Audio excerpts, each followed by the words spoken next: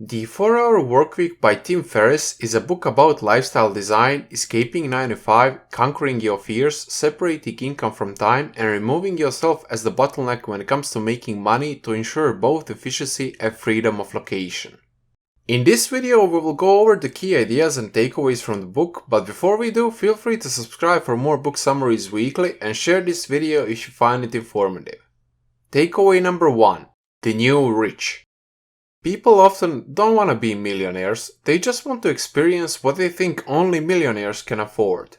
Time and mobility is the currency of the new rich. Rather than hating reality, bend it to your will instead. Whenever you find yourself on the side of majority, it's time to pause and reflect. Mark Twain. So how can you achieve a lifestyle of complete freedom? Well, separate income from time. The perfect job is the one that takes the least time. Many entrepreneurs spend a lot of time analyzing how to grow a successful company, but very few analyze why they're doing it, what makes them work during their best years to gain something later. How would your decisions change if retirement was not an option? Real-world rules are just widely accepted illusions. So you need to see the options most others don't. These are the steps to reinvent yourself. Definition: introduce the rules and objectives of the new game. Remove self-defeating assumptions. Elimination: eliminate the notion of time management. Increase your per-hour results 10 times or more. Automation: put cash flow on autopilot. Liberation: become mobile. Escape the boss with remote work. Sometimes it will be necessary to create freedom of location before you can cut your work hours. Now that we know the steps, these are the goals of the new rich. Have others work for you. Prevent work for work's sake and get maximum effect. Have many retirements on a regular basis. Inactivity is not the goal here, doing that which excites you is. Do all the things you want to do. Be the owner. Make a ton of money for a specific reason. Have more quality and less clutter. Think big but ensure cash flow is first. Have freedom from doing what you dislike and be able to pursue what you want to do. Takeaway number 2. Replacing assumptions. Challenging the status quo is not about being different. If it ain't broke, don't fix it. But if it's flawed, improve it. Action may not always bring happiness, but there is no happiness without action. Benjamin Disraeli. Things to keep in mind. Retirement is a worst-case scenario insurance. You should not look at it as a goal. Interest and energy are cyclical. Distribute mini retirements over life and work only when you are most productive. Less is not laziness. Do less meaningless work so that you can focus on greater things. We often confuse productivity and sacrifice. Focus on being productive instead of busy. Timing is never perfect. The stars never align, so just do it and correct course along the way. Ask for forgiveness, not permission. Do it, then justify it. People are hesitant to stop you if you are already moving. Emphasize strengths instead of fixing weaknesses. It's far more lucrative and fun to use strengths instead of fixing weaknesses that will in the best case scenario end up being mediocre. Things in excess become their opposite. More becomes less. Don't create excess of free time. Just do what you want instead of doing what you are forced to do. Money alone is not the solution. Adding more does not fix all your problems. Relative income is more important than absolute income. Working 10 hours a week and 80 hours a week for the same amount is very different. Distress is bad. Eustress is good. You don't need to eliminate all stress. Eustress is kinda like euphoria and pushes you to be and do better. It's healthy and helpful. Avoid destructive criticism, not all criticism. Takeaway number 3. Identify your fears and conquer them. You have to identify your fears and conquer them to move forward. Imagine your worst and best case scenarios and the probability of each of those outcomes. The facts might surprise you. Fear is everywhere, but we most often don't call it fear. Rationalizing it enables our inaction. If you are not better off than you were a year ago, things will not improve by themselves. Don't kid yourself, start taking action. To fully enjoy life, you don't need a lot of fancy stuff, but you need to be able to control your time. Many things we find irreplaceable are not that serious or important actually. Define your nightmare in painstaking detail. What would be the permanent impact and how likely is it? What steps could you take to repair the damage and get back on track?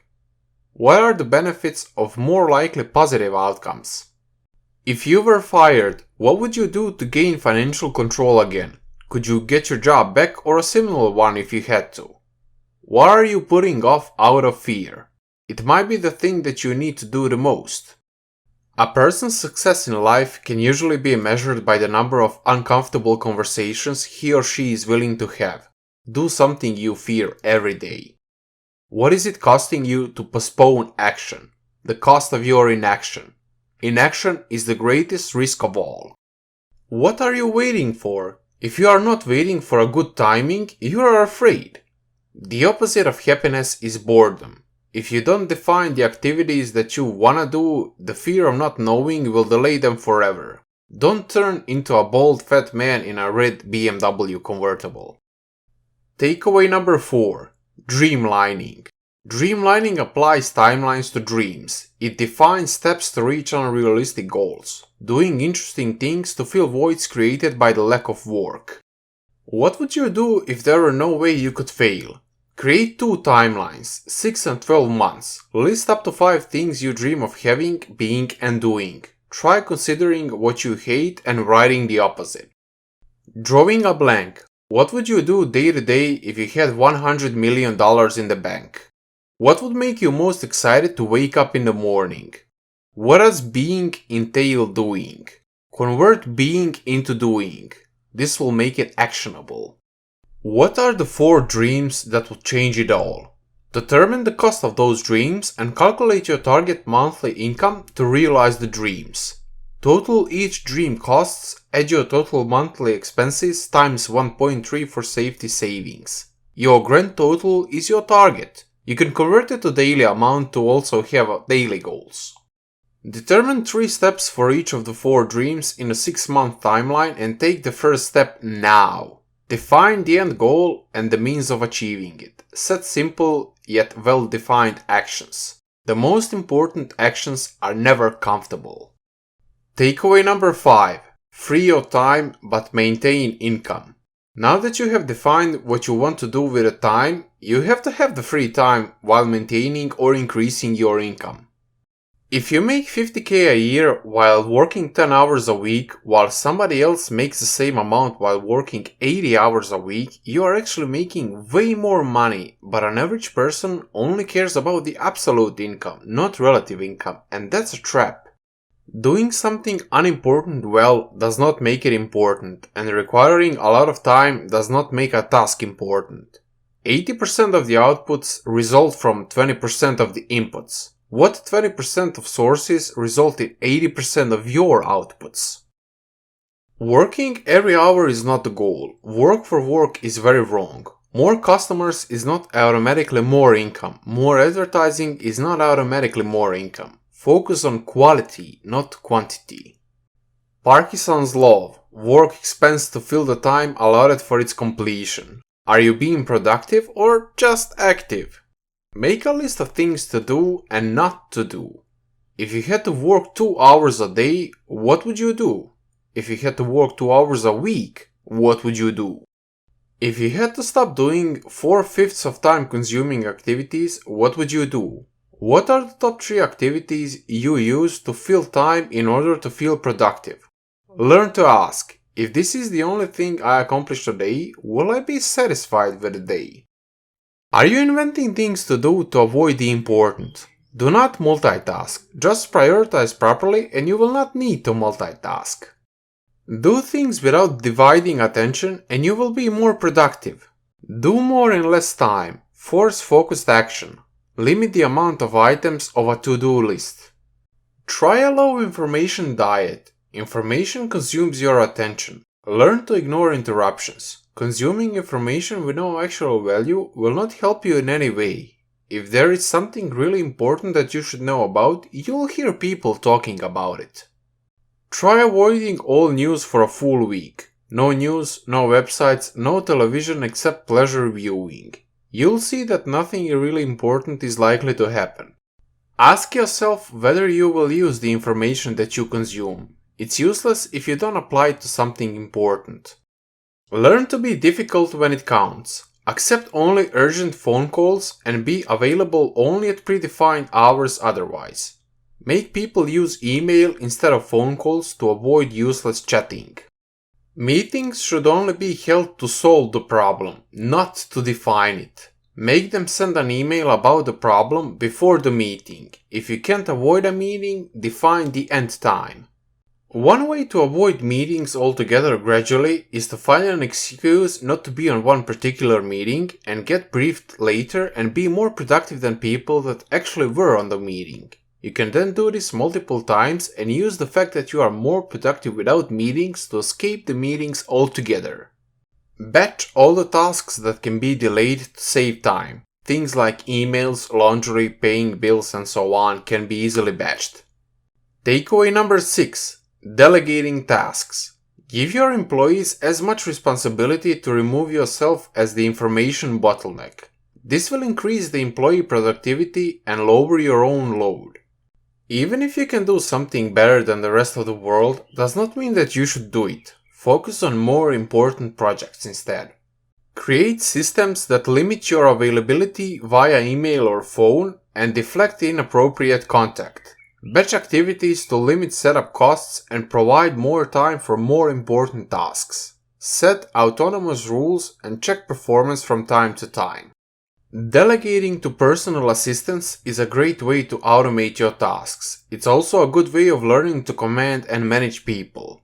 Preparing someone to replace you will produce a very refined set of rules, eliminating redundancy from your schedule. The goal is to free your time to focus on bigger things. If you spend your time worth $50 per hour to do something you can pay someone $10 to do it, you're wasting your time, and time is time. Delegation dangers. Unless something is important, nobody should do it, so eliminate it before you delegate. Refine rules and processes before using people. Cost per completed task is more important than cost per hour. Watch out for language barriers. Set up time limits for tasks. Test multiple assistants to find out who is worth hiring and who is worth firing. Don't spend time babysitting people who should make your life easier.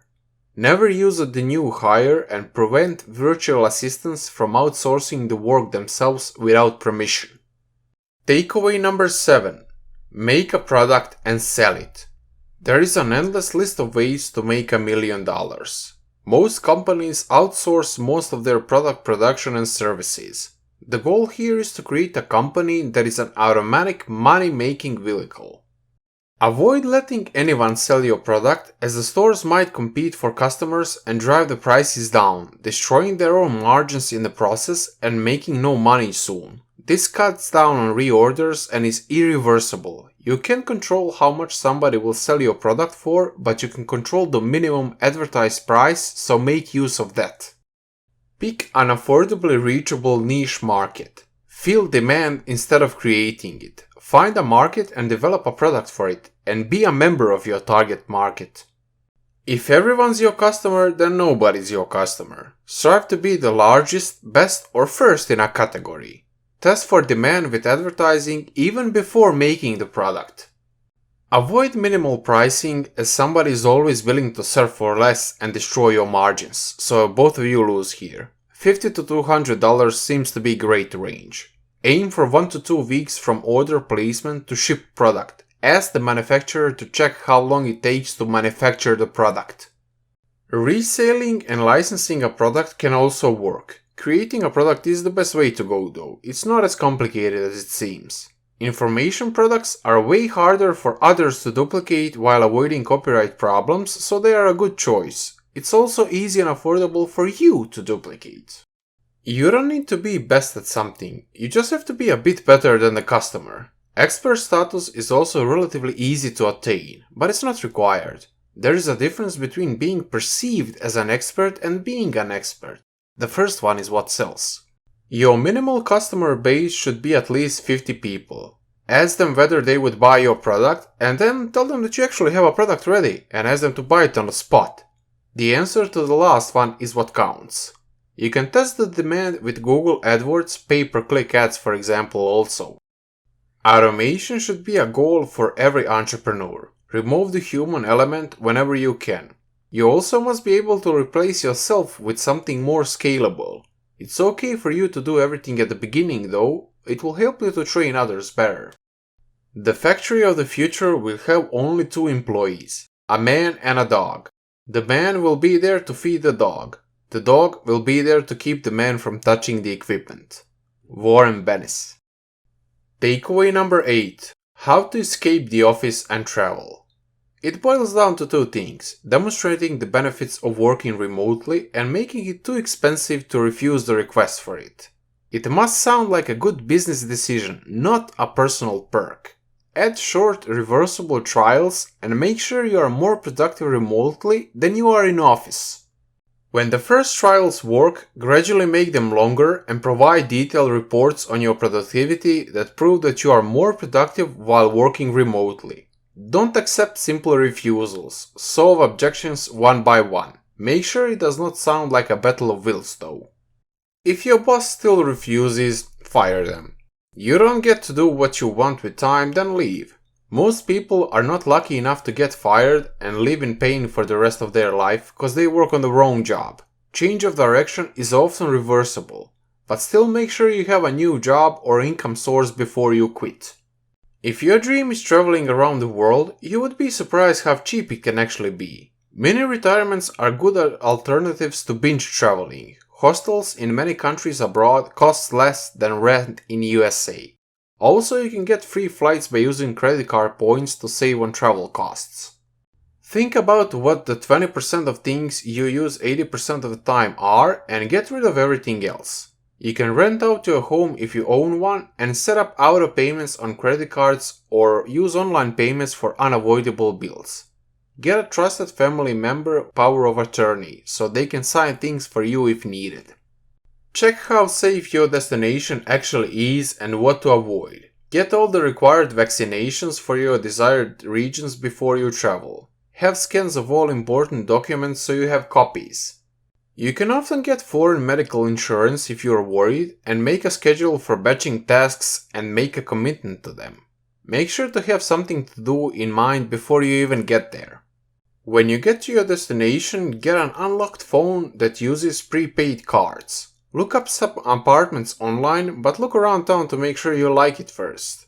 You can even try some part-time work there if you want to. After a mini retirement is done, revisit your dreamlines and further develop them. If you can't find meaning in your life, create it. Whatever you are doing now is just a stepping stone to another project. Friendship and love multiplies happiness, so surround yourself with great people also. To summarize, the new rich. Time and mobility is the currency of the new rich. Rather than hating reality, they bend it to their will instead. Replacing assumptions. Challenging the status quo is not about being different. If it ain't broke, don't fix it. But if it's flawed, improve it. Identify your fears and conquer them. To fully enjoy life, you don't need a lot of fancy stuff, but you need to be able to control your time. Many things we find irreplaceable are not that serious or important actually. Dreamlining. Apply timelines and actionable steps to dreams and start acting now. Free your time but maintain income. Find what 20% of sources result in 80% of your outputs and remove distractions. Delegating tasks. Give your employees as much responsibility to remove yourself as the information bottleneck. Make a product and sell it. Create a company that is an automatic money-making vehicle in an affordably reachable niche market. How to escape the office and travel. Negotiate a remote work agreement and start taking mini retirements. Revisit your dreamlines and further develop them afterwards. And thank you for watching, and make sure to get the book and read it or listen to the audio version. As a final note, let me just clarify that this is a summary of a book. It's not any kind of advice. Feel free to subscribe for more content, leave a like on the video so more people can actually see it, and share it with a friend if you think it will help them. I'll see you next week, so bye bye!